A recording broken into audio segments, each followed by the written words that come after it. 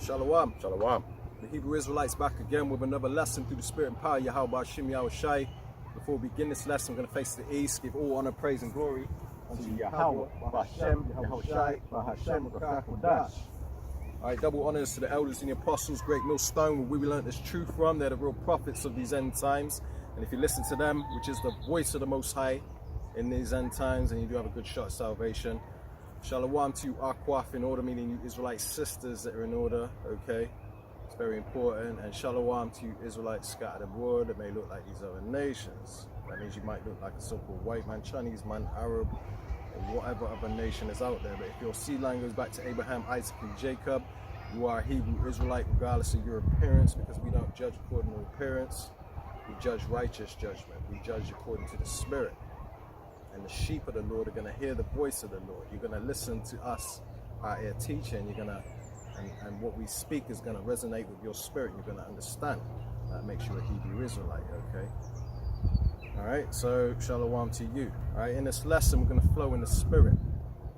We're going to speak on a few events that are going on in the world right now, because this war is escalating, you know, to all new levels. And every day that passes is a day closer. We're inching closer to the finish line, man, which we're very close, okay? So the gap that we have between now and the finish line, you can expect a lot of crazy events to unfold in this world, man. There's a lot of prophecy that needs to play out, and you can see a lot of it coming, getting closer and closer to being ripe and ready for that day, man. Like the MOTB, Mark of the Beast, okay? That's, you know, they're doing trials on humans and all kinds of test runs and, you know, all kinds of breakthroughs regarding that technology, which is going to line up with the digital system, with the what they call it, the system of all things, or the internet of all things, I think they call it. Yeah. But yeah, it's going to line up with that, you know, their towers, their death towers, they're popping up everywhere, 5G, you know. And, you know, it's all coming together just in time for that great moment of the Lord's return, man. The war is escalating. You know, you got a lot of false prophets being exposed, a lot of people dropping out, getting kicked out, all kinds of things going on, man. But we're going to speak briefly about this draft, because it's come out now that they're talking about drafting men mainly, but they're talking about now how they're probably going to draft the women too, okay? Now, I haven't seen any scriptures that talk about women going to war and all that. So we'll see where this goes. But nevertheless, there is talk of women being drafted into war, man. And, you know, these women these days want to talk about how, you know, they're equal to men, and, you know, they're jacked up on this westernized mindset of feminism and all that. Anything that a man could do, they could do better. You know, hear me roar, and, you know, Miss Independent, you know. We about to find out. Yeah, we about to find. Can you do better? That's it. We about to find out. You know, and we ain't gonna feel sorry for these women, because if they get drafted into war, that's the meat grinder, man. You ain't coming back. You're coming back in a casket, okay? You're gonna die in that war. Okay, because the scriptures talk about how men are going to die in large numbers from the war and famine, because it's all going to coincide with each other. It's all going to take place around the same time.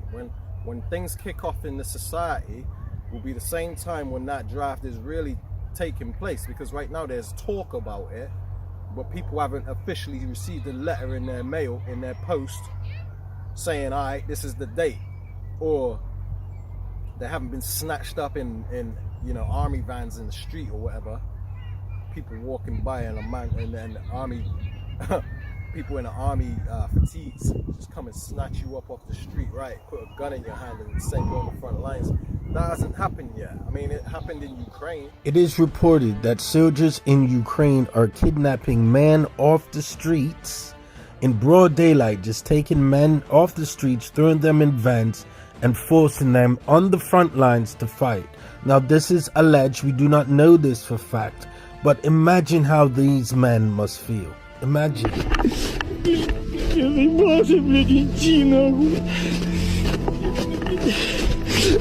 блядь, сука, нахуй, блядь.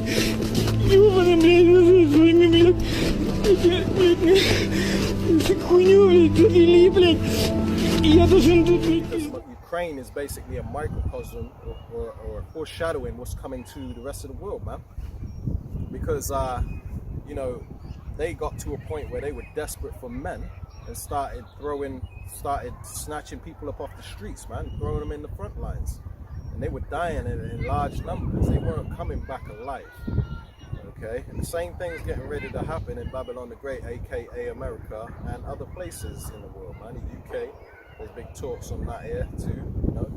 So, and this is all prophecy that men are gonna die in a war. As a matter of fact, might as well bring that out as our first precept. I know we bring that out a lot, but there might be some of you out there that haven't heard these precepts before. You might be new to watching our videos or whatever. So we're gonna bring it out, alright? Alright, so this is the book of 2nd Ezra in the Apocrypha, okay, which was taken out of the Holy Bible. It's very much a part of the Holy Bible, alright? So this is 2nd Ezra 16. I'll start at 33. It says, the virgins shall mourn having no bridegrooms. This is a future prophecy, man. So the young women are gonna mourn because they ain't got no men, you know, they're gonna feel like their life is in vain if there's no men for them. You know what I mean? Already right now women are complaining there ain't no good men around when there's plentiful men around. They're just, most of them are niggas, man. Most of them ain't no damn good. Okay? But in this time is coming, there's not gonna be any men, okay? And the only ones that are gonna be left over ain't gonna be no good, you know what I mean? Apart from the elect that are gonna be preserved, you know? But the few men that are around, if any, they ain't gonna be no good, man. Okay? So the virgin shall mourn having no bridegrooms, no future husbands. It says the women shall mourn having no husbands. Their daughters shall mourn having no helpers. There ain't gonna be no men to help you women.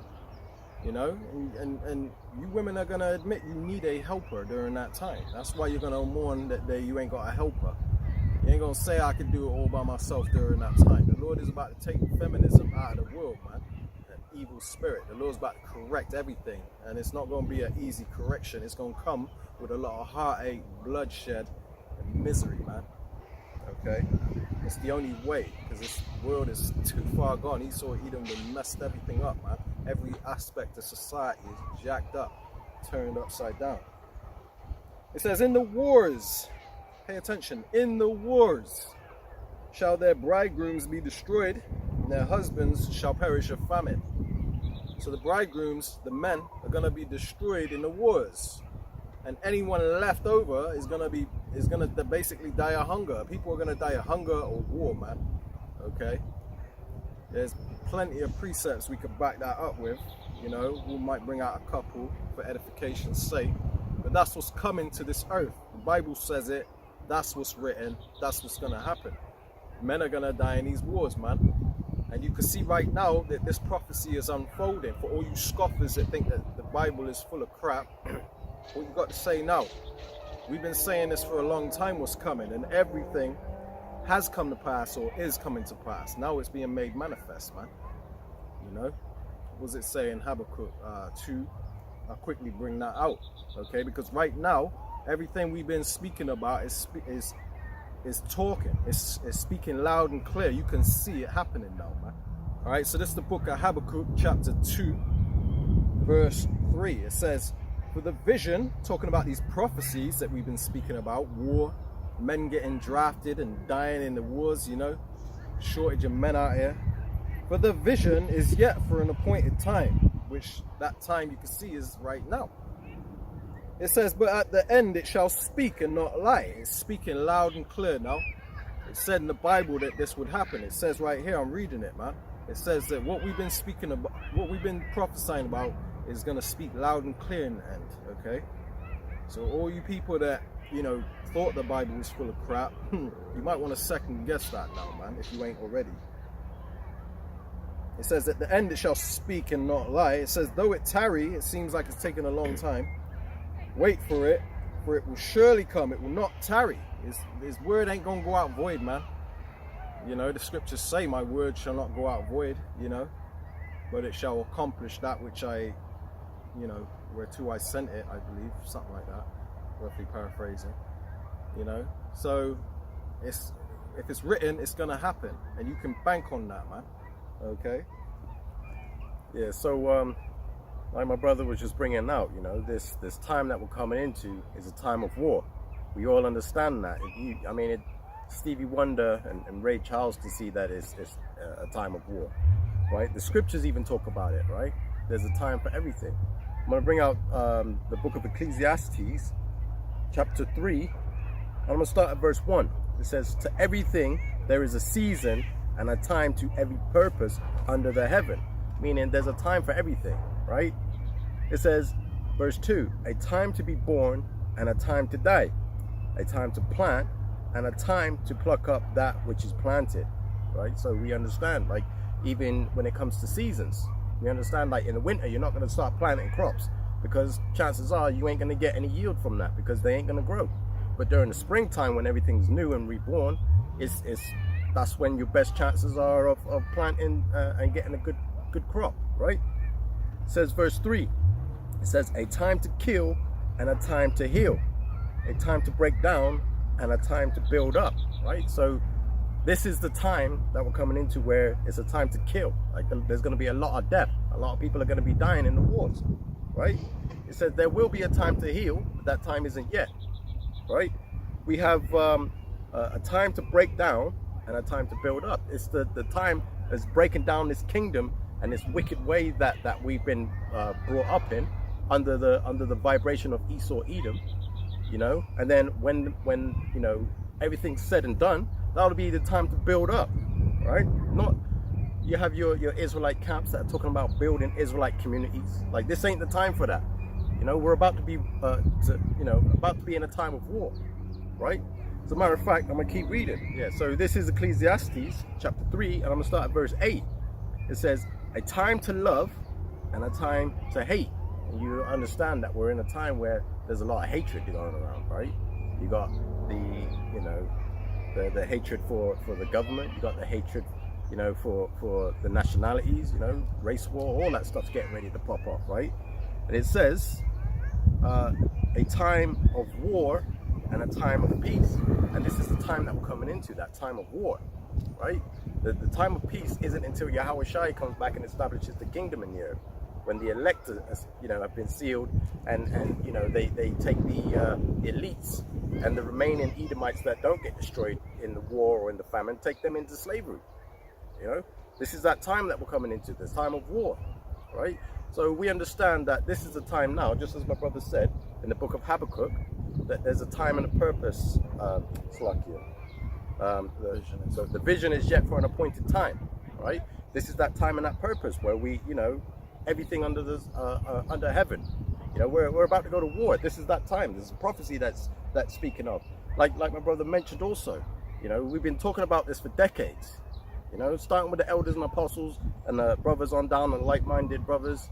You know, we've been telling you that this war is coming, and you have scoffers out there that say, oh, nah, we'll never do that. America will never be, you know, taken out of power. Now look at America.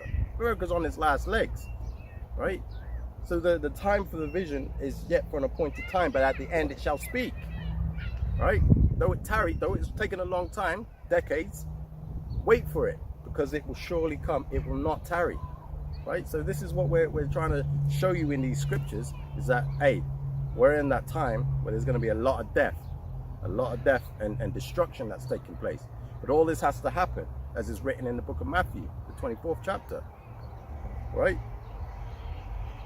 So, I mean, we can go on and on and on about all the events that are taking place in the earth, and Lord willing, we'll bring up more scriptures to back up our points even more, right? So, I mean, I got one on deck right here, you know, because you know, basically the Lord is the way out of what's coming. Nothing you do is gonna delay or prevent what's coming, man. It's set in stone, it's written, okay? And the only escape from it is to leave off from your iniquities, you know, flee from sin. You know, sin is the transgression of the law. You know, iniquity is sin upon sin.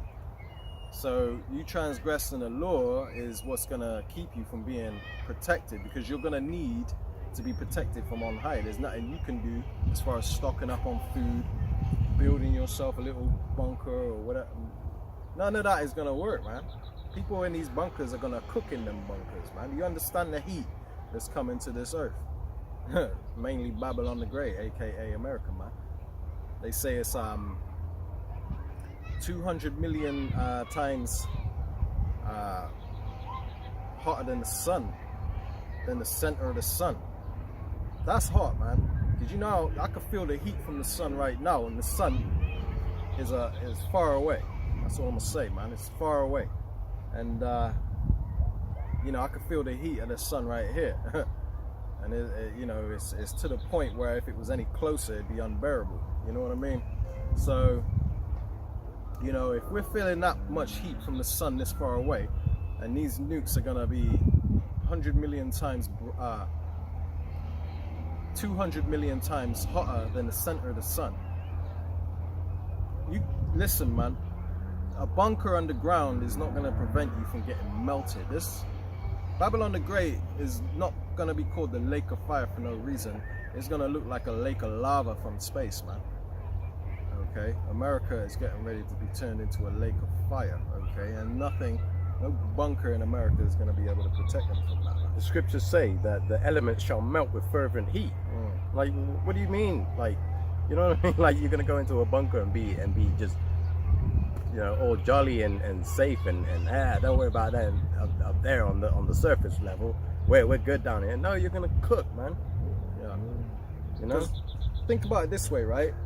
Say you went deep enough, like real deep in the earth, to where you wasn't harmed by the nukes, right, and the intense heat. Any escape entrance that you had from them nukes is gonna be melted, man. You ain't gonna be able to even come out of that bunkers, man. Okay? So, you know, you gotta think about it this way. There's no escaping the Lord's judgment, man. If the Lord said there's no escape, then you best believe his word is true and is set in stone, man. Yeah, your entrance is welded shut, or your exit is welded shut. Yeah. It's a big tomb for you, man. Yeah. You know? Yeah, exactly. You know? True, man. So, I'm gonna read 2nd Ezra 16, and I'm gonna start at verse 66, right? Because this describes 67, Salakia. I'm gonna start at 67 because this describes what you're meant to do to be protected from what's coming, right? It says, "Behold, the Most High Himself, Yahweh Hashem Yahushai, Himself is the judge," right? So all these things that are getting ready to happen, these judgments, are from the Most High. So it'd be a good idea to get on His good side, okay, rather than, you know, finding another way to salvation. Trusting in man. Trusting in man, that's it, yeah. It says, "Most High Himself is the judge, fear Him. Leave off from your sins and forget your iniquities to meddle no more with them forever. Stop eating pork, stop celebrating Christmas, Halloween, Easter, stop trying to build in this world, or stop voting Democrat, Republican, stop being a damn nigger, okay? Stop upholding feminism or transism, I'll put it that way. All of that stuff that this world promotes, okay? Stop upholding that, okay? Leave from all of that. That ain't the right way. It says to leave off, forget. It says, and forget your iniquities to meddle no more with them forever. So shall the Most High Yahweh Hashem Yahushai lead you forth and deliver you from all trouble. All trouble. Because we're entering into a time that the Bible calls Jacob's trouble. And it's going to be a terrible time for you sons of Jacob, man, you Israelites, okay? So-called blacks, Latinos, and Native Americans, man, because you're the poor in this society, and you're the #1 target of Esau Edom. Everything he does is weaponized against you psychologically, physically, and spiritually, okay? Now, this man is basically waged war on you, and because he knows who we are. He knows that we're the future heirs of this world after he's taken down, and he can see through all this stuff going on in the earth in these end times, that he can't escape prophecy. It's just, he's a ticking time bomb. It's only a matter of time before he's taken down and we're lifted up and we're ruling the earth. You know, when you look on TV and you see all these politicians and people making all these decisions in the world that are jacking the world up, it's all Edomite faces, it's all pink people, man. It's all so-called white people, man. In the future, after they take each other out with these nukes, it's going to be brown people that you're going to see making the decisions in this world. And then you're going to see the difference. You're going to see what we do to it, man. So it says, verse 68, and this is what's coming. For behold, it says, the burning wrath of a great multitude is kindled over you, and they shall take away certain of you and feed you, being idle with things offered unto idols. So when it all kicks off, you're going to see Esau's minions, his UN troops, his martial law troops, FBI agents, whatever, man. Anybody, you know, well, I wouldn't say the police, because they're going to be in a bad shape during that time. Maybe the police. But either way, you're going to see government officials coming in great number toward us, man, and rounding us up and putting us in prisons. This is a future prophecy. This is what's getting ready to happen, okay? It says that in the book of Revelation 2. And also in Revelations 2 and 10, that the devil will cast some of us in prison, that we will be tried and tested, basically, okay? So it says in verse 69, and they that consent unto them, meaning you give in, you take their charagma, you know, you take their MOTB, mark of the beast, you give in and fold under this great pressure that's coming. It says, they that consent unto them shall be had in derision and reproach and trodden underfoot. Meaning you basically took the short end of the straw, man. You sold your soul for a crappy deal, man. Okay? And it ain't coming with no toys like a Happy Meal either. It says, for there shall be in every place and in the next cities a great insurrection upon those that fear the Lord. So you people that stand for righteousness, to say to hell with your NWO agenda, I'm not taking your mark of the beast. I'm not bowing down to the society and, you know, becoming a part of your system. You know, I'm not taking part of your digital currency system that you're setting up. The WEF are setting up. You know, the ones that fear Yahweh Ahchyem Yahushai mainly. It says that there's going to be an insurrection, which is a violent uprising against us for not bowing down. Okay, so it's coming. That's going to be our time of testing of our faith, to see, you know, who's really about this, man. Who really fears the Lord, who the Lord is really dealing with. He says they shall be like madmen, sparing none. So they're going to spare none. When they move in on us, you best believe they're going to move in hard on us, man. Okay, because it's Esau going all out, man. Coming down with great wrath. Revelations 12 and 12, man. Because he knows he don't have long left to rule. It says they shall be like madmen, sparing none, but still spoiling and destroying those that fear the Lord. For they shall waste and take away their goods and cast them out of their houses. Then shall they be known who are my chosen. So during that time, you know, it's going to be known who has stood stiffly for the Lord during that time, man. And it's going to be known who had the right prophecies, man. When they start charagmaing you all up, man, giving you that digital all, you know what I mean? MOTB. It's going to be known who are the Lord chosen, who the Lord was really dealing with. Because divine intervention is going to happen for those who the Lord is dealing with, and for those that the Lord weren't dealing with, these false prophets that think they're men of the Lord, they're going to realize they weren't men of the Lord during that time, man. You know?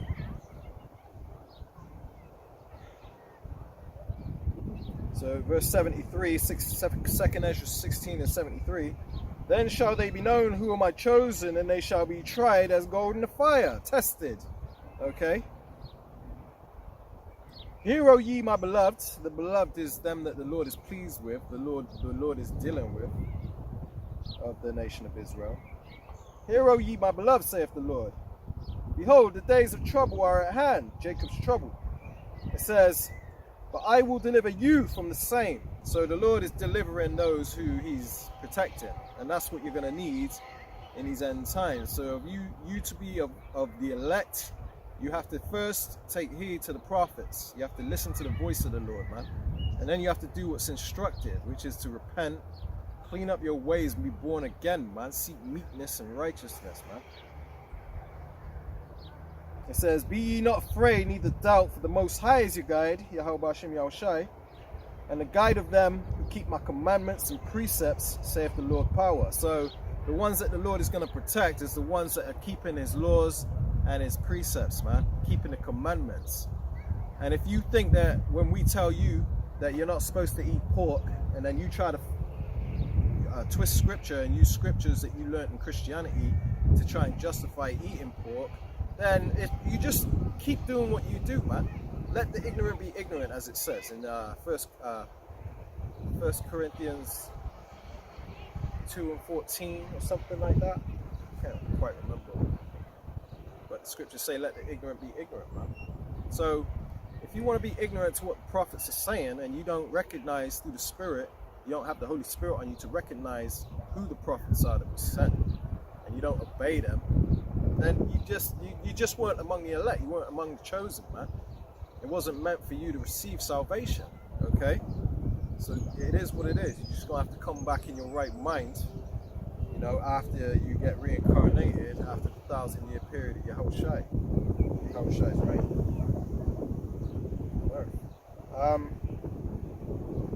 Read verse 76 again. It says, and a guide of them who keep my commandments and precepts, saith the Lord power. Let not your sins weigh you down, and let not your iniquities lift up themselves.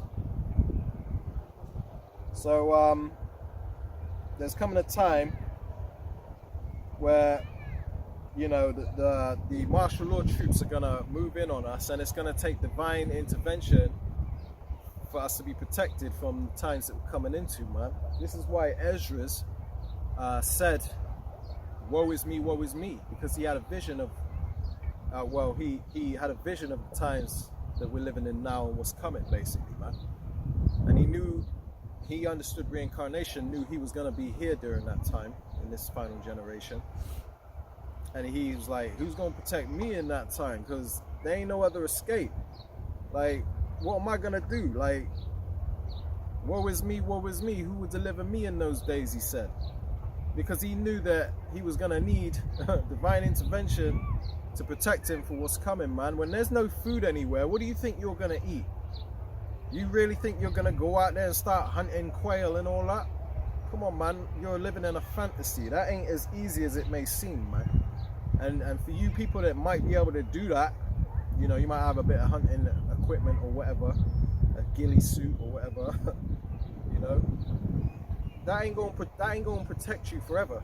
You might be able to eat a day or two here and there, but eventually prophecy is going to prevail. You people that flee to the mountains, scriptures say you're going to eat your own blood, and eat your own flesh and drink your own blood, man.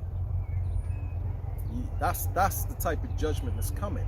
There ain't no escaping in the wilderness and thinking that you're going to escape the Lord's wrath, man, because what's coming is of the Lord. That's why scripture said in verse 67, behold, 2nd Ezra 16 and 67, behold, Yahweh Ahchyem Yahushai himself is the judge. Fear him. Alright, so don't trust in yourself. Don't trust in your ability to hunt or whatever, or survive in the wilderness, build a shelter and all that. Fear the Lord. It says, leave off from your sins and forget your iniquities, to meddle no more with them forever. So shall the Most High lead you forth and deliver you from all trouble. Okay, and that's the point I wanted to get at, man. You're going to need the Lord, and you're going to need divine intervention and miracles from the Lord in order to be saved from what's coming, man. Alright, I'm going to drive it home right now with the book of Isaiah chapter 59 and verse 19, alright? Because this proves that we're going to need divine intervention, and that divine intervention is going to happen for those that the Lord's protecting, right? During that time of Jacob's trouble. So Isaiah 59 and 19. So shall they fear the name of Yahweh, Ahchyem Yahushai, from the west, and his glory from the rising of the sun. So this is what's happening right now, you know.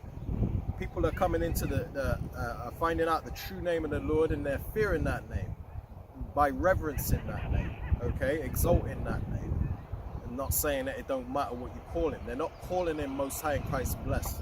They're fearing the name of the Lord, man.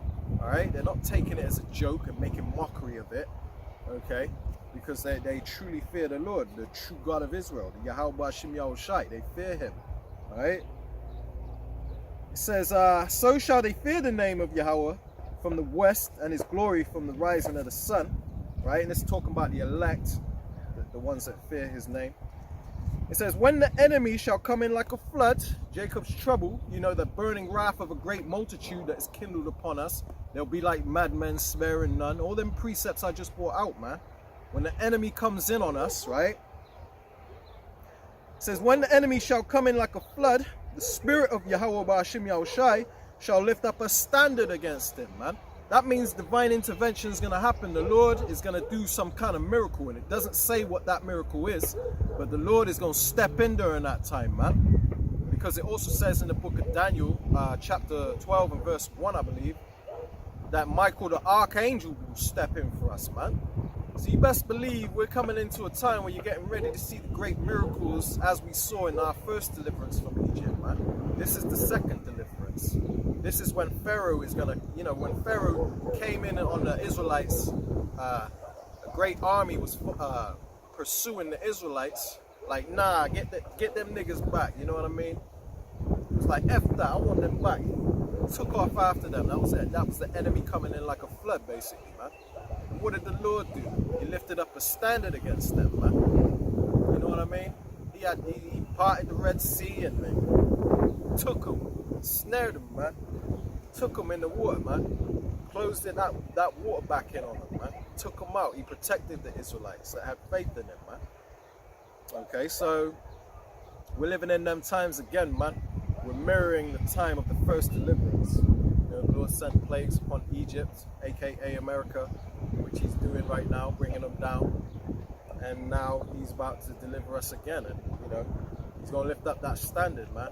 As the scriptures say, he's going to do miracles, divine intervention. He's going to protect us. So this is why you need to fear him and leave off from your sins. That's the way to be protected. Get on his good side, man, all right? I want to bring out a couple of precepts. My brother just like brought out a whole load of scriptures, and there's a lot of good points in all of the scriptures, you know, and I just wanted to touch on some of those points. So this is in the book of Matthew chapter 24, and I do bring this out quite often because obviously it speaks to the times that we're coming into, right? I'm going to read Matthew chapter 24, and I'm going to start at verse 4. Right? And it says, and Yahushai answered and said unto them, take heed that no man deceive you. Yahushai said that because he understood that in these times that we're coming into, there's going to be a lot of deception, a lot of false prophets, a lot of, you know, people that are saying, oh, this is the right way, but going off in their doctrine. He understood that, right? So he said, take heed that no man deceive you.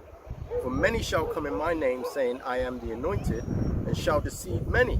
Right? Because he understands that a lot of people think they're going to be following the right way, but are not being told or taught the correct way, right? Because the truth, when you break down these scriptures, it can be sweet in some places, and it can be bitter in others. You know, when you understand, you know, that some of your family could potentially be a part of the 2/3, and they're going to be destroyed. You know, that's a bitter thought. You know, like somebody that you've been with your whole entire life is going to be destroyed. But obviously the sweet part is that, hey, the brothers that are in the truth, you know, potentially they could be part of the elect, and the reward for coming out and doing the work, you know, teaching the gospel is everlasting life. You know what I mean? Like that's a beautiful reward to behold. You know what I mean? I'm gonna keep reading. It says, and ye shall hear of wars and rumors of wars. See that ye be not troubled, for all these things must come to pass, but the end is not yet. And this is what we're seeing. Clearly seeing it. You can switch on any social media, any alternative media, the mainstream media even, and they're all talking about this war. Talking about this country is now threatening nuclear weapons against America. You got Israel going up against Lebanon. You got Russia and Ukraine. You got China and Taiwan. I mean, it's just, that's all you hear on the news these days, right? And it says, for nation shall rise against nation, and kingdom against kingdom, and there shall be famines and pestilences and earthquakes in diverse places. Now, we understand that the pestilences are these new diseases that are being talked about in the background. You know, you got the bird FLU, you know, that's starting to become a main topic of conversation, which eventually I'm pretty sure will blow up to the point where lockdowns are coming back, you know what I mean, or whatever, right? It says earthquakes in diverse places. We see earthquakes happening, you know, around the world. There was an earthquake in New York City, for crying out loud. Like, diverse places. Like, who's ever heard of an earthquake in New York City before? You know, I mean, I don't know if they happen often, but the last time I checked, I've never heard of an earthquake in that region of the world. You know what I mean? But there it is, you know. And it says famines. Now, we haven't specifically experienced a global famine, but there have been famines popping up in the world. Like over in Gaza right now, they're experiencing a famine because of the war that's going on between them and Israel, right? You know, supply lines are being cut, so there's no food getting in. That's why you see these videos of like America, China dropping aid through the air, because they ain't coming in by trucks. So those people are suffering of famine, and that's in that region. But when it hits the global stage, that's when, you know, this prophet is going to come to pass, right? It says, all these are the beginning of sorrows.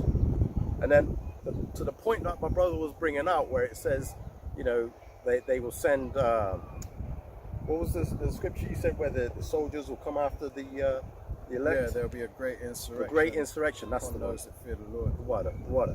Exactly. So this next scripture, Matthew chapter 24, verse 9, it says, then shall they deliver you up to be afflicted, and shall kill you, and ye shall be hated of all nations for my name's sake.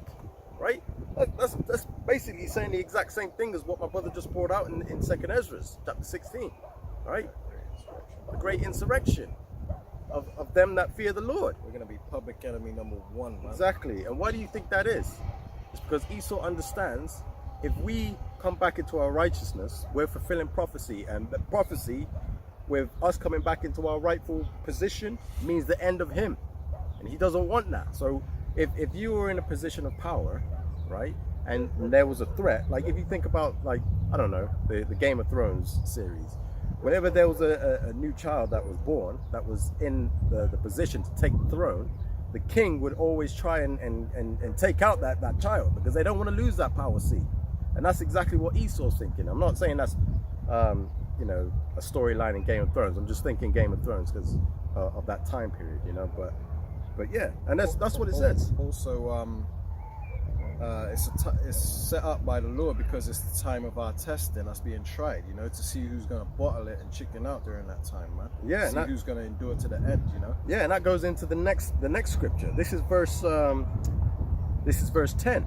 It says, and then shall many be offended, and shall betray one another, and shall hate one another. Right? That's a future prophecy. You know, you're going to understand that people that you thought were close to you are going to betray you. People that you thought, hey, this brother's solid, this sister was solid. Nah, that, you know, it was all an act.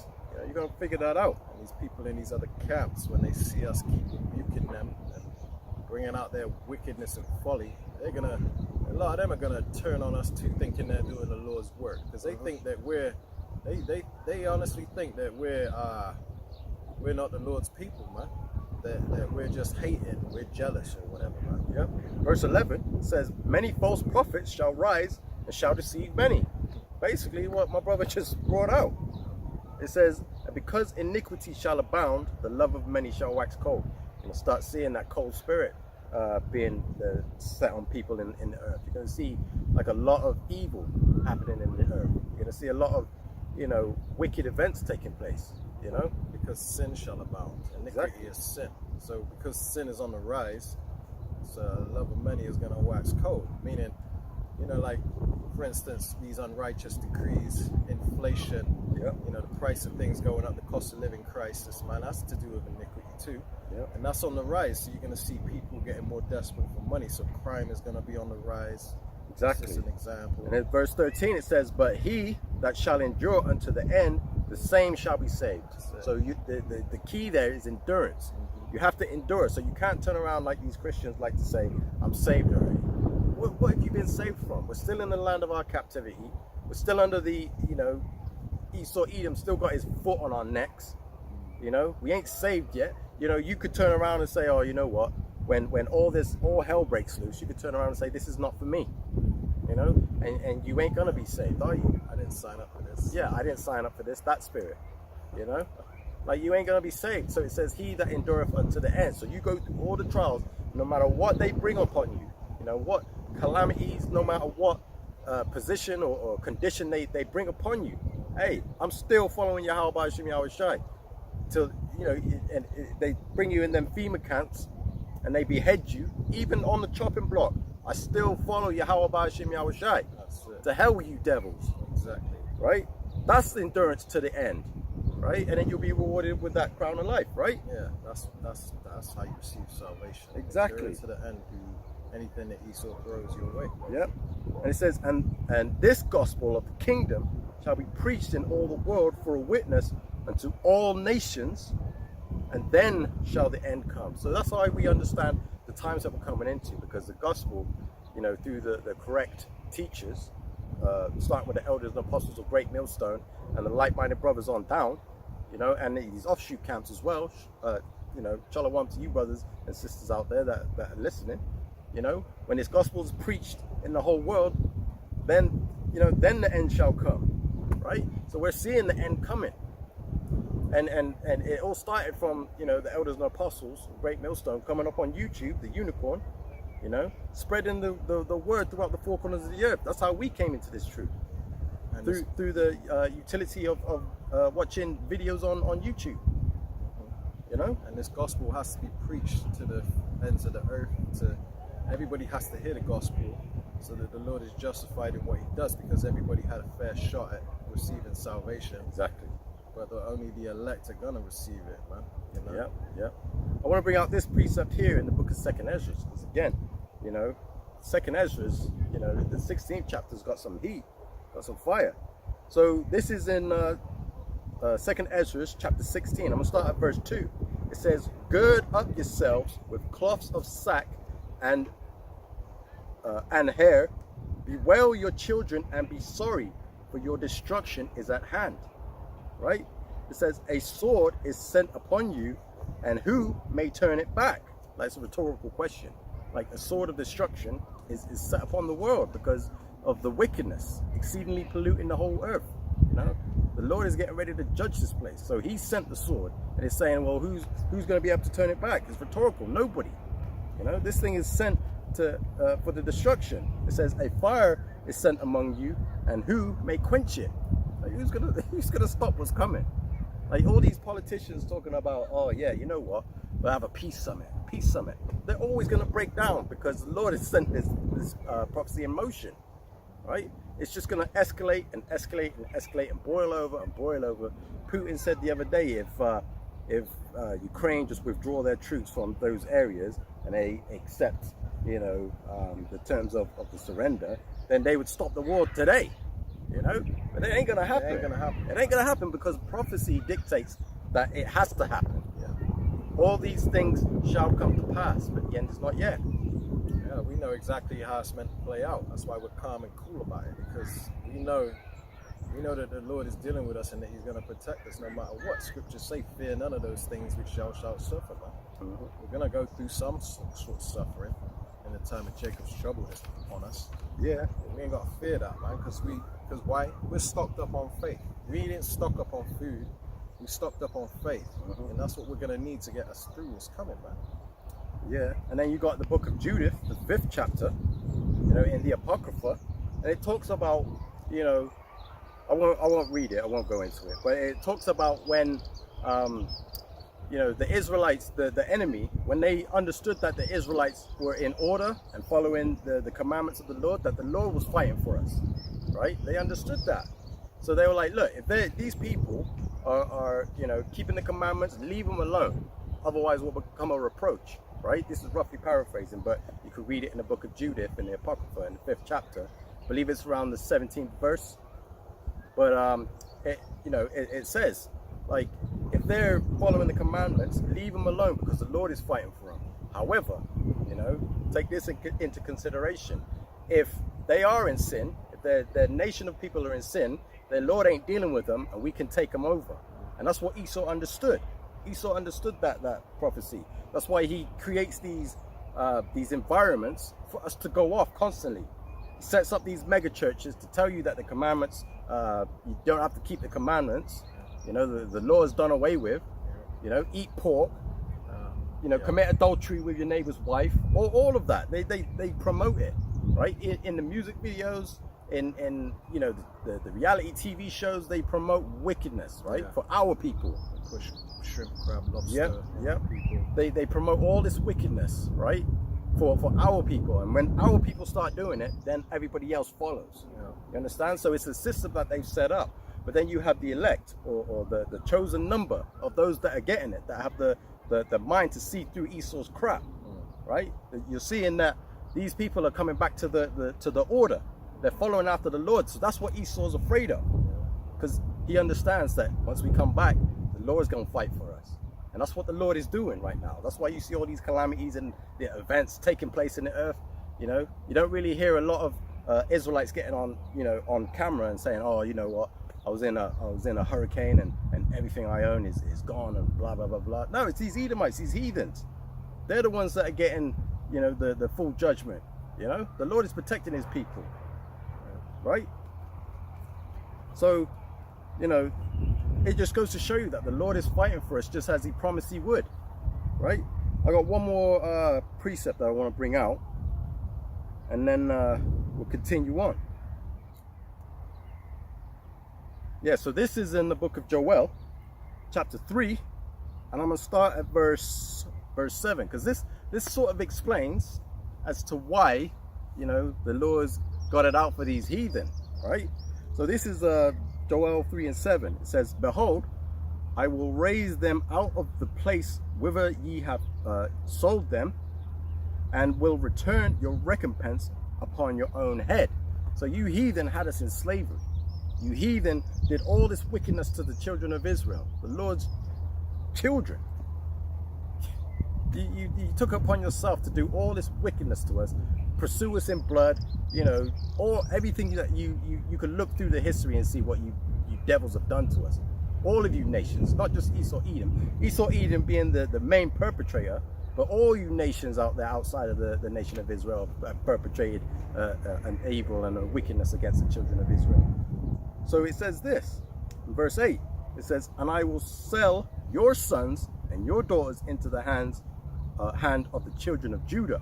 So everything that you did to us is coming right back to you, double. Yeah, it says, and they shall sell them to the Sabaeans, to a people far off, for Yahweh have spoken it. So this is coming from the Lord. The Lord is telling you that you devils are going into slavery. You devils are going to get double what you did to us. So all the wickedness throughout history, anything you find out about what these Edomites and these other nations did to us, they're getting it back double, right? And it says, verse 9, which is the point, proclaim ye this among the Gentiles, prepare war, wake up the mighty men, let all the men of war draw near, let them come up. Verse 10, beat your plowshares into swords and your pruning hooks into spears.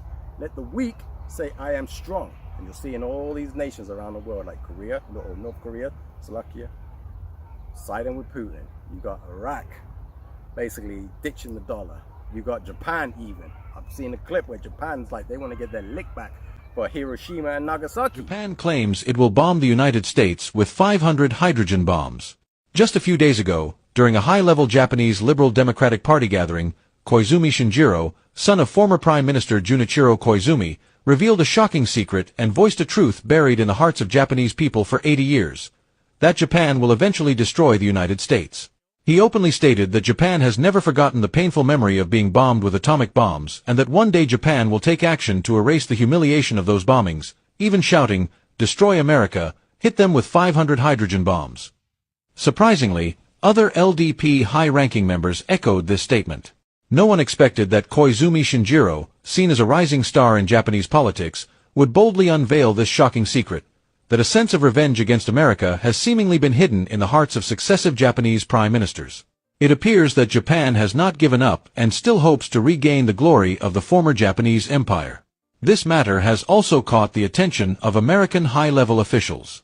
The Rand Corporation in the U.S. even directly claimed that the tsunami that occurred in Japan on March 11, 2011, was actually caused by Japan secretly developing nuclear weapons. During his tenure as Japan's prime minister, Koizumi Junichiro, regardless of being under the Republican or Democratic administration, was very well regarded by the United States. It was expected that he would be loyal to the U.S. However, who would have thought that his son would say such things? Currently, the U.S. is declining at an incomprehensible speed, and Japan, which has been suppressed by the U.S. for so many years, may just be enduring humiliation and waiting for the right moment. America, you're in trouble. And that's literally written. All the weak nations that America used to bully, put these sanctions on, they all want a peace, and they're gonna get their peace. Right? Yeah, I'm gonna leave it there. I ain't gonna bring any more out. But yeah, you can see all this stuff that is written in the scriptures is being played out on live TV, and it's beautiful to watch, because the elect, the hopeful elect, Slakia, hopeful elect, you know, pray Lord willing we be a part of that number. You know, we're watching, and we're excited because the Lord made a promise, and we're seeing that promise being fulfilled right before our eyes. So it's an exciting time. It's yeah, of course it's nerve-wracking, but it's an exciting time because we understand, like, hey, this devil's going down, and ain't nothing he can do to stop it. You know? Their glory is coming, man. To his elect, you know. The Lord is going to bring us from shame to glory, because the world hates us right now. You know, these heathen hate us, man. And this is what salvation is. You know, the Lord delivering us from all them that hate us, delivering us from our enemies, man. So quickly, I'll just quickly read Job chapter 8:22. It says, "They that hate thee shall be clothed with shame, and the dwelling place of the wicked shall come to naught." So these devils are living nice right now. They got the fatness of the earth, man. That's going to come to nothing, because the Lord said that he allowed them to build, but in the end he's going to throw down. And we're in that time where the Lord is about to throw down everything that they built, or we built for them, should I say. You know what I mean? It's like the Lord said to the Edomites, hey, yeah, build that sandcastle. And they were sculpting it, making it look nice. Of course, About to kick you, right? Yeah. Right about to put a flag on top of the castle. Yeah. Get out of here. Thought you were gonna build? Thought you thought you were gonna feel quiet this better. But yeah, man, you know, all them that hate us are gonna be clothed with shame, man. And that's all you heathen, all you racist damn demons out there, okay? You know, bought into the propaganda of Esau when he showed you video after video of us looting. You're all on what's it, PPV Tahoe on Instagram. yeah. That man hates us. But all he does is focus on making us look bad. And you got all these devils in the comments just going crazy. Yeah, you black people, they want to take us off the earth. You know, there's gonna be race war, man. Because during that time when the system collapses, there ain't gonna be no police to protect us, you know, our people, from the hands of these devils, man. Yeah, like just thinking of that, like there was that devil that traveled to Atlanta to shoot up that concert, to basically provoke and start a race war. That was his main goal, because they understand. Now imagine the society's collapsed and there ain't no police. You know, there's these devils out here that are aching to take their shot at Jake. You know what I mean? So but that didn't prosper because it ain't the time. It ain't the appointed time. But that time is coming because it just shows the spirit that these devils are in there, man. They're itching to get our hands on us, to test out their guns on us, man, because they got guns that they're itching to use. They just been sitting on the shelf collecting dust. You know, all they can do is go to the shooting range and shoot. But what they collecting guns for, man, it's because they're itching to use them for what Esau is itching to use his blessing, man. Yeah. And this man lives by the sword. He lives to murder. The thief cometh not but to kill, steal, and destroy. And this is what they do. This is what they are born to do, man. They weren't created to be righteous. The Edomites are our enemy. They're always gonna be. Ain't no rehabilitating these devils. They hate your guts. But they're gonna come to shame, like I said, like it said, Job 8:22. They that hate thee shall be clothed with shame, because when they realize that they've been deceived and they were hating the very people that the world needs. I don't know if you've seen that movie, Insurgent. There's quite a few of them. And it represents the elect, the chosen one, right? And that became public enemy number one. Like, everybody hated the insurgent, not realizing that that was the very one that was destined to bring peace to the earth. And that's the elect of Israel, man. You so-called blacks, Latinos, and Native Americans, man. You know, you're the people of the Lord, you're the Lord's children, and all them that hate us, when they realize that they were hating the wrong people and that they were deceived, they're going to be clothed with shame, man, when they see that the Lord was dealing with us and not them, you know? I mean, it even backs it up in, I might as well bring this out in Wisdom of Solomon, man, because the book of Wisdom of Solomon, chapter 5, it basically says that, you know, it backs that up. It says that that's what's going to happen, right? So, Wisdom of Solomon 5:1. Then shall the righteous man stand in great boldness before the face of such as have afflicted him and made no account of his labors. So basically, the so-called blacks, Latinos, and Native Americans that are looking like hate preachers and racists, because we're saying that the white man is the devil that the Bible's talking about. He's the nation of Edom, you know, most of them, you know. And you know, we look like racists and hate preachers, right? But we're standing in great boldness. We don't care about what people think of us. We're telling you to your face that you are the devil. You're going down. The world was created for our sakes, and then we're taking it back. The world was given to the hand of the wicked, pursuant to Job 9:24. The Lord gave the world into your hands so you can destroy it. But it's all to fulfill prophecy. He was only meant to rule for a short season, and your season is almost up. So now we're declaring that in great boldness, but what does the scripture say? It says that we're the righteous, regardless of how it looks. We're the righteous. Then shall the righteous man stand in great boldness before the face of such as have afflicted him, these devils, man, and these heathen, and made no account of his labors, because we built up everything, and they don't give us credit for the things that we brought to this earth, man. They love to lap it up and enjoy what we brought to this earth, because Esau has the fatness of the earth, and he's an unappreciative bastard. He's a niggard, okay? But they don't give us credit for what we brought to this earth. It says, when they see it, meaning when they see us rising upon our feet and declaring their downfall to their face, basically, great fear is going to fall upon them that see us, man. When they see it, they shall be troubled with terrible fear, shall be amazed at the strangeness of his salvation, because they thought white Jesus was going to come and they already got heaven here on earth, the fatness of the earth. They have the best land everywhere. They got so-called white privilege everywhere. You know what I mean? They can do whatever they want in this world without fear, right? While we have to live in their strange land and abide to their effed up laws and be told to quit complaining. Alright, so when they see the strange, it says, when they see it, they shall be troubled with terrible fear, shall be amazed at the strangeness of his salvation, so far beyond all that they looked for, because the Lord he's coming back as a so-called black man, and he's coming back in a way that you never expected. It says, and they repenting and groaning for anguish of spirit, shall say within themselves, so this is going to be the thought of these devils when they see the day of the Lord, this was he, these black bastards, the ones that they hate, that they're going to be ashamed in the end for hating us, right? This was he whom we had sometimes in derision and a proverb of reproach, These black bastards all over world star hip hop, looting, shooting each other, destroying their communities. You know, all the things that they say, right? Not understanding that those are the curses that the Israelites are under. It says, we fools accounted his life madness and his end to be without honor. That they were just a bunch of nigglets that need to be wiped off the earth to make the earth better, right? Make America great again, right? It says, how is he numbered among the children of the Lord? And his lot is among the saints. How are they the children of the Lord?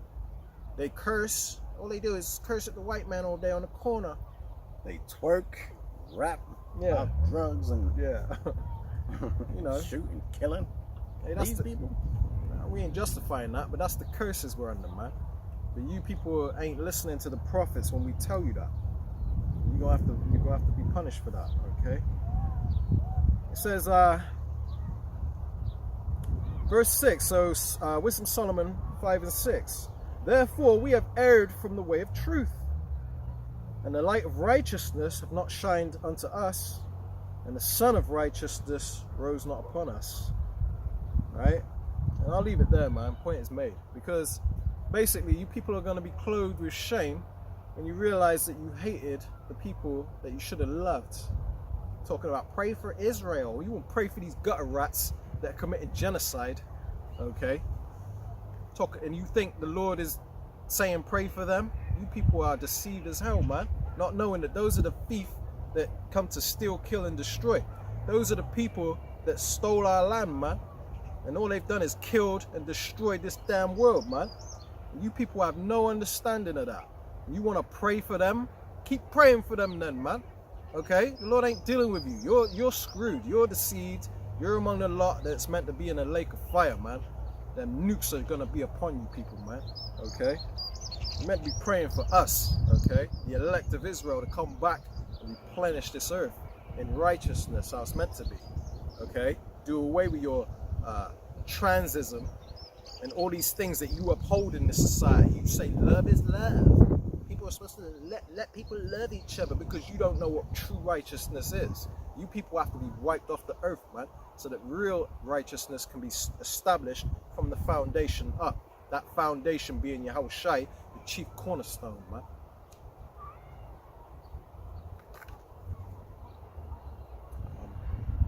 Yeah, precept, You got precept. Yeah, cool. Yeah, so yeah, like my brother said, we stand in great boldness, telling this devil to his face that he's a damn devil, the deceiver, the liar, you know, the wicked, the destroyer.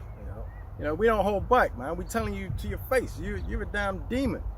Right? Look at your track record, man. That's it. You don't need us to tell you that. People can just research it, but you don't want people to know your true nature. Yeah. Which, you know, you're a murderer. They call it right? critical race theory. Yeah, you're a murderer, man. Your blessing was a sword. That's why you're so surgical with how you attack people. You got these predator drones that you fly from, like you got a little trailer out the back, and there's a guy in there on a computer, and he's blowing up people, blowing up kids, you know, from miles away in the comfort of his own little office while he's eating Cheetos with a little Xbox controller. Yeah, with a little Xbox controller, you know, or PlayStation, whatever. But you got this is Esau Edom. Robot dogs. Yeah, robot dogs, strategical with his weaponry because that was the blessing that he was given. He's got the fatness of the land, so he's in all the best places. And we're just telling you, hey, this is who the devil is, right? But we've been commanded by our heavenly power, Yahweh Ahchyem Yahushai, to come out here and warn the people, tell the people of who you are. So there, so you're aware, right? It says, this is the book of Ezekiel, chapter 33, and I'm going to start at verse 7. It says, so thou, O son of man, I have set thee a watchman unto the house of Israel.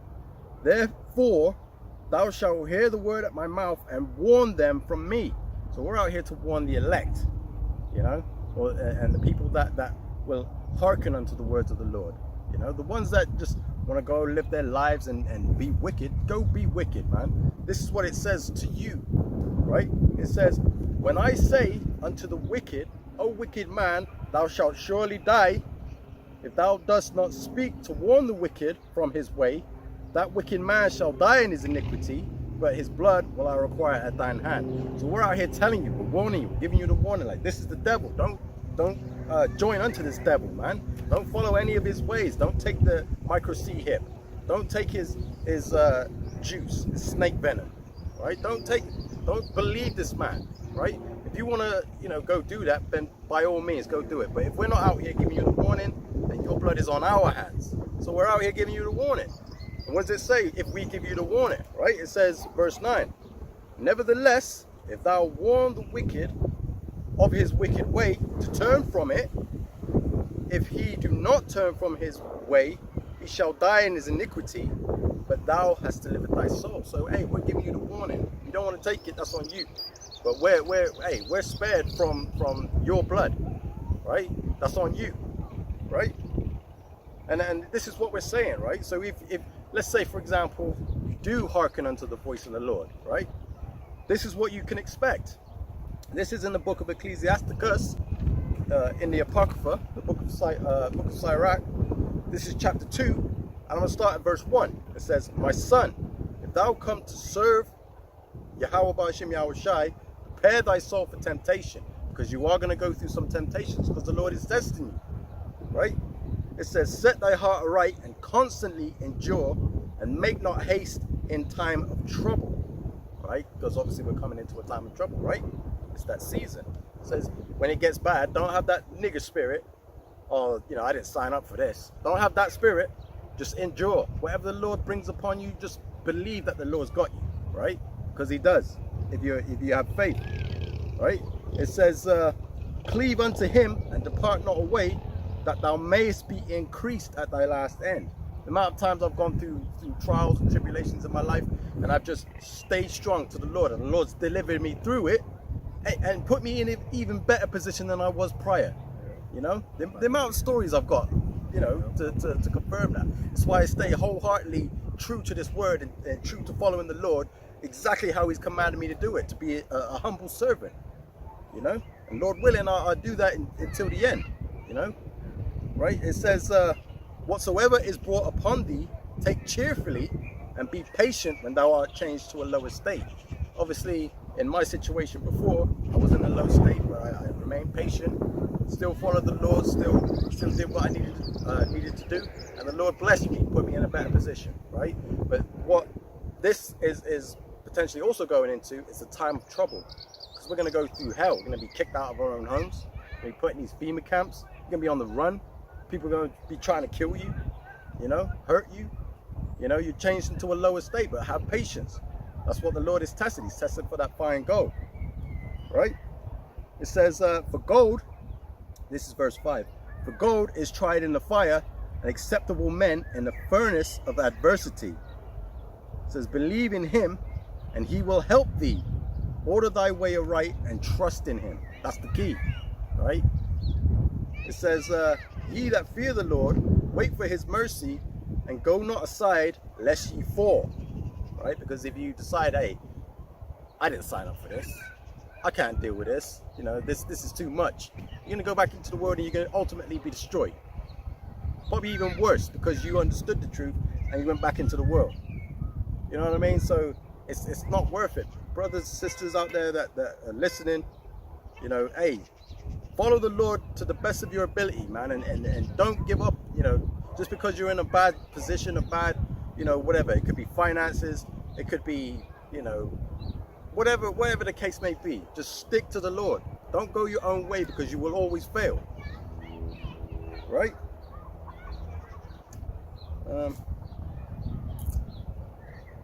Yeah, I'm gonna leave it there. But that's what I mean. Like you got to understand that, the times I'm coming into, you need to put your faith, your trust in the Lord, because the Lord is the one that's going to be lifting up the standard. The Lord's going to send that divine intervention, like my brother mentioned earlier in the book of Daniel 12, the 12th chapter. Michael, the chief angel, is going to stand up and fight for the Lord's people, right? So imagine you're in a position where, hey, there's a whole bunch of heathen out there that are coming for you and they're about to kill you. Then something miraculous happens. And now all of a sudden, hey, you good. All these heathen are gone. You know what I mean? Like, You know, you gotta expect stuff like that. You know, the Lord's about to show us some wonders, man. Yeah. And it's exciting because it's like, yo, I could actually like, I'm gonna be I'm in a time, I'm alive where all these miracles are about to happen. The Lord is gonna show us His true power. We're about to go through the Exodus again. You know what I mean? Like the second Exodus. You know, the Lord's about to show His power, but obviously we got to stay in the faith. We got to stay strong. We got to trust in the Lord, have the faith, and believe that He is going to do what He said He's going to do. You know. So, yeah, man, exciting times. Because the elect are going to have faith, you know, but and they're going to be protected because of their faith. But these other people, these heathen and these false prophets and the people that the Lord ain't dealing with, they're not going to have faith during that time, man. You know. Yeah, and I would say as well, just to add on to that, is, you know, you look at how you know, these camps are teaching. Like, what are they like? How are they preparing you for the times that we're about to come into? Right? What are they telling you? Are they warning you about certain things? Are they telling you like, oh, look, you know, we're gonna go through some hard times. We're gonna go through some tribulation. We're gonna be kicked out of our houses. We're gonna be brought in a lower state. You know, you gotta look at these camps and see what they're teaching, because a lot of them are teaching, like Yahweh Shai said in the book of Matthew, many false prophets shall rise and deceive many. Right? So if they're telling you, oh, you know, the micro C hip is spiritual. It's spiritual. Yeah, it ain't the physical charagma, the incision. No, it's spiritual, or it's sin. Hey, be very mindful of that, because that's very important. Because the scripture in Revelation chapter 13 says it's going to be it's going to be forced on everybody. Forced, both small, great, rich and poor, free and bond, receive a mark in their right hand. Revelation chapter 13 and 16 on down, right? But then in the book of Revelation, the 14th chapter, it explains that if you accept it, you're going to be cooked in the presence of the angels and the Lamb. You're going to be cooked. So you need to be very specific, like what the actual truth is relating to that MOT beast and the micro C hip. You know, you need to be very sure that your congregation or the camp that you're following is teaching you about that. Can't stress that enough. You know, teaching you the true name as well, because the name is a strong tower and the righteous runneth to it. They're telling you the name isn't important. They're taking the Lord's name in vain. Either way, the elect ain't gonna be deceived, man. Yeah. You know, but like I was saying, man, these false prophets and these people that don't trust in the Lord, man, they're gonna have to perish because of that. You know, you're gonna need faith in the times we're coming into, man. All right, this is 2nd Ezra 5:1. Nevertheless, as concerning the tokens, and the tokens is the prophecies, so concerning the prophecies that we've been speaking about, martial law, Jacob's trouble is coming, okay, famine, death, okay.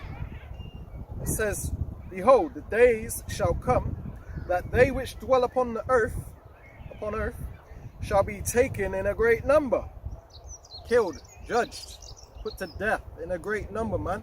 Great depopulation is coming, okay, in the very near future, and a lot of it's going to be because of war and famine. It says, and the way of truth shall be hidden. So the Lord is going to take the prophets out of here. You ain't going to be able to get this truth anymore, man, because the elect are going to be as pilgrims upon the earth, okay. It says, and the way of truth shall be hidden, and the land shall be barren of faith. The land is going to be void of faith. There ain't going to be nobody with faith around, man. But the elect are going to have faith because they're going to see the miracles that the Lord is going to do for them. They're going to be stocked. They're going to be fully stocked up on faith, and they're going to be delivered, man. It says, but iniquity shall be increased above that which thou now seest, or that thou hast heard long ago. So the times we're coming into is going to trump slavery. It's going to trump 70 AD, and the siege of Jerusalem and all that. It's going to, man, this time we're coming into is going to be a time worse than any Holocaust or whatever the hell, you know, King Leopold II, the biggest you know the word. That's the biggest one. When King Leopold II did all that murder and stuff he did to them people of Congo. But that's a whole nother topic. But you know, it's gonna trump that, man. The time we're coming into is getting ready to be a time like no other. So we gotta go through hell before we get to heaven, man. But after this final time of persecution and judgment that he saw, his reign of terror that this devil you trusted in is about to bring to this earth. By the time that's done, you're gonna know he was the devil and that you should have listened to the prophets, man. We've been trying to warn you about this devil. You called us, you're racist. We're all the same. God loves everybody. There's good and bad people of all nations, like, although that's true. But who's ruling the world? Who's managing the world? Damn devil, man. The nation of Edom. You know?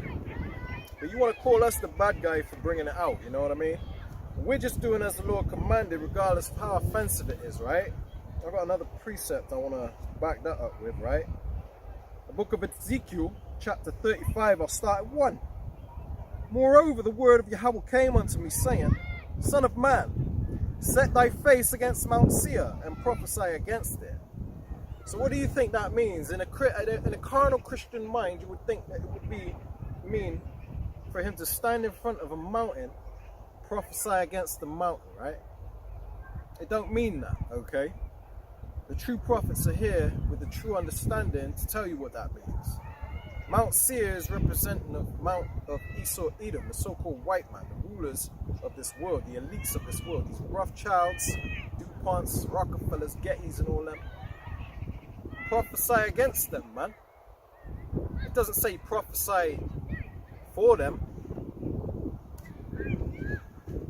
Prophesy against them. Call them out. Say they're the damn devil. Bring out all the iniquities they've done in the earth. Explain how they're the fake JEWs and that they're the reason for all problems in this earth, man. And tell them their future, which is prophecy. Prophesy against them. But you lot say, oh, you're always getting on the so-called white man. You're always... Why don't you try loving your enemies? You know, you don't understand. Why would we love the devil, man? Turn the other cheek. Turn the other cheek, yeah. Yeah, turn the other cheek, slap, backhand, both of them. But the enemies is talking about loving is the enemies of our people, man. And we're showing them love by bringing them the truth, okay?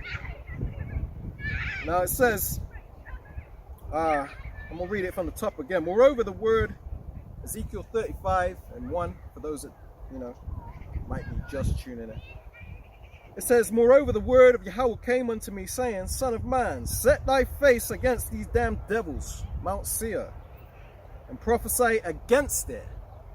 We ain't with you, we're against you, and the Lord is against you, right?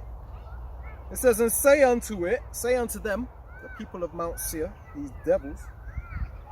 It says, thus saith Yahweh power, behold, O Mount Seir, you so-called Caucasians, I am against thee, and I will stretch mine hand against thee, and make thee most desolate. So the Lord is getting ready to judge you by the way of thermonuclear fire, man, and make you most desolate. He's about to bring you so low, you won't even be recognizable, man.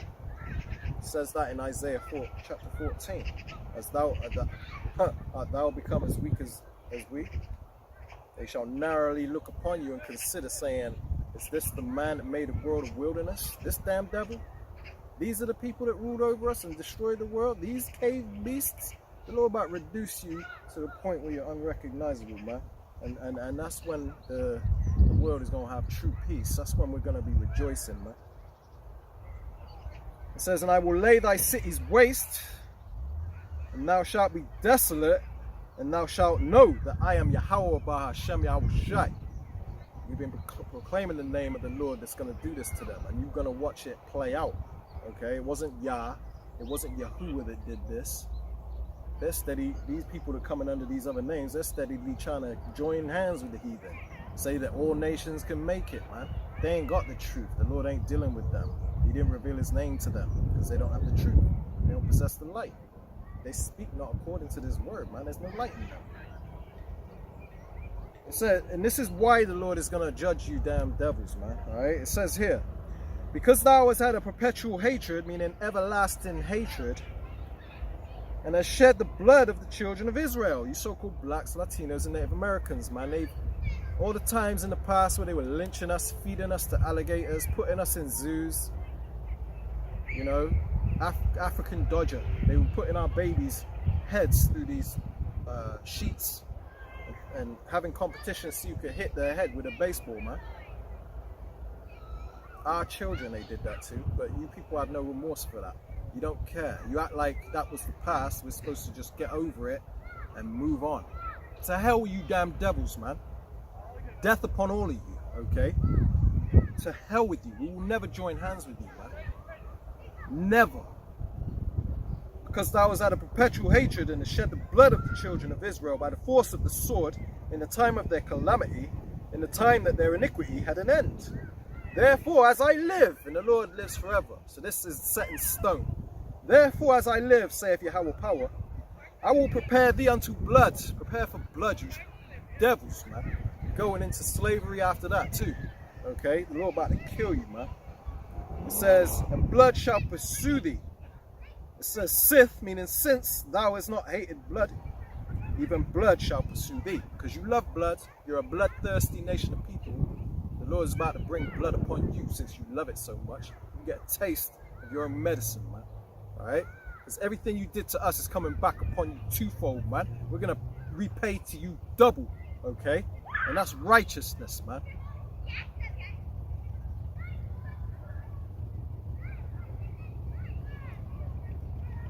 So I'm going to leave that right there, okay? Because we ain't supposed to be joining hands with these devils. We're supposed to prophesy against them, man. Okay? Because they're not our friend. These are the people that, this is the son of perdition that was born to be destroyed. They were created to destroy the earth and then be destroyed. That's their sole purpose, alright? So hell with you damn devils, man. Any of you Edomites out there, to hell with you, man. Alright, we'll wrap it up here, man. Point is made, you know what I mean? War is coming, death is coming, famine is coming. All these things that the Lord spoke about is coming, man. It ain't gonna tarry, alright? It's for this time we're living in now. It's for the appointed time, which is now, okay? It's not gonna tarry, it's about to happen. So the only way to escape that is to cleave to the true Lord, the true God of Israel, Yahweh Ahchyem Yahushai. Leave off from your iniquities, keep his commandments, okay? I proved all of this with precepts. As I just said, everything I'm saying now, we just brought out. If you can't remember it, watch over this video again, whatever, man. But the warning's out there, man. We're sent to warn the house of Israel, whether you receive it or not. And you that don't receive it, to hell with you too, man. You can go down with these devils, man. We don't care. To hell with you, all right? Let me say one last thing. Though hand join in hand, the wicked shall not be acquitted. Not be unpunished, that's Unpunished. it. Yeah, the Lord won't, yeah, and that's another precept to it too. The Lord will not at all acquit the wicked, man. You ain't getting off the hook, you devils, man. I don't care if it was your ancestors. You are your ancestors coming back, man. The Lord gonna repay you for what your ancestors did, which was ultimately you in the first place. Close it out here. Give all honor, praise, and glory unto Yahweh, Ahchyem, Yahweh Shai, Ahchyem, Rakakadash. Shalom. Hey, shalom.